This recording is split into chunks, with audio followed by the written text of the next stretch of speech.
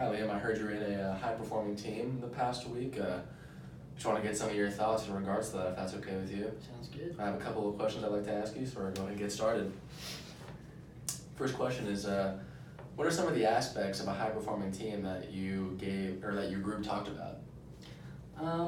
Some aspects of a high-performing team that my group talked about in general is just having like accountability and just like team members within your team, like holding each other accountable to certain goals. And like if you say you're gonna do something, that means you have to follow through and do it.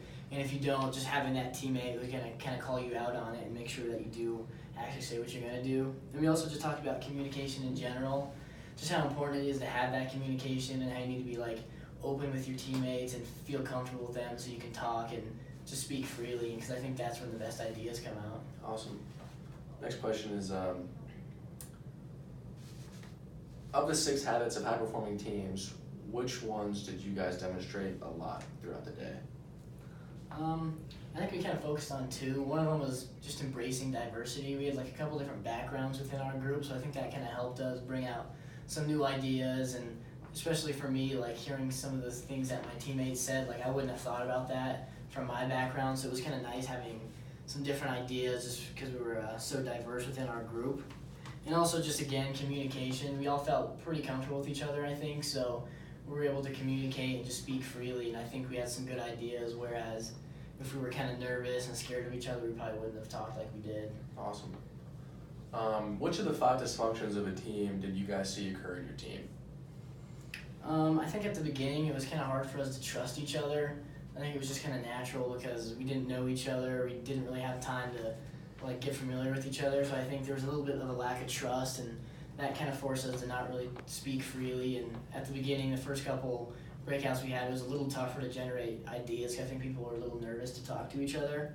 And I also think there was a little bit like fear of conflict, more so with my other 2 partners than myself, but I feel like there was a couple times where my partner would say an idea and I could tell the other teammate didn't really like that idea, but he didn't say anything. I think there was just a little bit of a fear of conflict, and he just didn't want to have conflict within the team, which I think sometimes can be a negative thing, because I think sometimes you do need conflict within a team, and as long as it's healthy, because I think you guys can go back and forth and generate some good ideas that Of course, way. totally agree. How important is it within a team that you build trust? I think it's super important. I think it's probably the base level of everything that you do within a team, because I think you need to feel comfortable with your team members in order to like talk back and forth, generate good ideas, and without trust, I don't think you can really go up the pyramid. I agree. Was there a specific aspect of the 4 disciplines of a healthy team that your team did well? I think, one thing we did pretty good, I think, was creating clarity, especially within that final project. I think when we were doing a breakout, that last breakout, we were kind of talking about some ideas we had to help plastic in the ocean. Sometimes we would kind of like get off track and start talking about stuff that didn't have to do with the topic at hand. And then we kind of like bring it back and like provide some clarity and just say like, hey, we just really need to focus on the plastic in the ocean. So I think we just kept like nailing that point throughout like our 10-15 minutes, and that really helped us like generate a good idea. So I think that was really good for us, just creating clarity with what we needed to do. Was there any critical success factors in creating a high-performing team that your team found especially helpful? I think just getting to know each other in general was really nice, because I think in that first breakout, we didn't know that we were going to be a team for the whole day. So after we kind of figured out our answer, we just kind of sat there and didn't really talk. But after we found out we were going to be with each other the whole day, we kind of started to talk, like, where are you from, like, family members, brothers, sisters. So I think we just kind of started to build that relationship a little bit. And I think after that, you just feel so much more comfortable with, like, your team members, and that helps you just generate a lot better ideas. So I think just building relationships was super important for us. Of course. Was there any leader that naturally emerged in your guys' group throughout the day? Not really. We all 3 kind of took the lead on certain aspects. There was a couple breakouts that I felt more like specific about, so I kind of led those and I talked about that more often. But there was also a couple that some other guys felt more comfortable with, so they kind of took the lead on that. So it was kind of just switching off from breakout to breakout. I wouldn't say there was one leader. I think we all did kind of a good job of sharing that role when we thought we could take it over. So overall, just a group effort? Yeah, I think it was a good group effort. Do you think it would have been better for your team to have had a leader or a manager?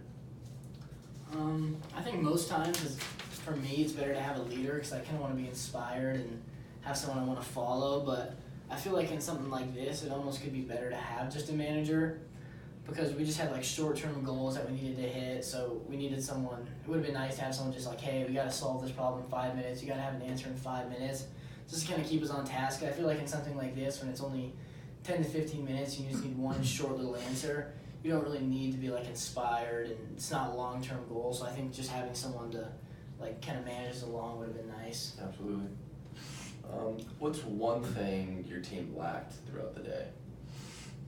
I think we lacked a little bit of honesty, just because there was some moments where one of our teammates was kind of talking, and he was like, "Oh, do you guys agree with that?" And like maybe me or another guy would just kind of be like, "Yeah, I think that's good," but I think deep down we didn't really actually feel like that. So I think that was just kind of like getting away from the real problem at hand. And I think if looking back on it now, we could have like been a little more open and honest with the guy, and like even if it was a good idea and we didn't like it, we kind of could have gone off that a little bit and still had a good idea from that. And I also think there was too much fear of conflict. Like I said earlier, I could tell when I said something or another teammate of mine said something and another teammate didn't like it, but they just kind of went along with it just because they didn't want to have any fear of conflict. And I think also part of that was just because like, oh, we're only together for a day, so like I don't really want to start anything, so I'll just kind of roll over and not really care about it.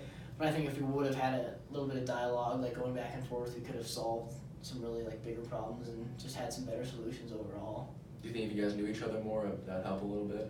Yeah, I think if we were more comfortable with each other, we definitely would be able to like talk to each other. Like within my soccer team, we're obviously really close, so we can kind of go back and forth. And when someone says something you don't agree with, you can tell them. But I think like on that Saturday, you don't know anyone. Like you don't want to come off as like mean or arrogant or anything, so you just kind of like take more of a backseat and don't really be a guy to cause problems. Agreed. What's one thing you could have done to help the team more? I think for me, I probably could have built relationships a little faster within the group. I think it took us like until the third, fourth breakout until we started talking like, where are you from, like what do you like to do, kind of stuff like that. And I could see a big difference like after we started talking about those kind of things and started to get close to each other. Like our answers, and we're better, and we're just like more honest with each other overall. So I think I probably could have took that role onto myself more, and maybe the first or second group I should have started asking people like, where are you from, what do you like to do, and I think I could have led through just building relationships more in general. Agreed. Well, that's all I have. Those are all the questions I have for you today, Liam. So thanks for your time. Cool, thanks.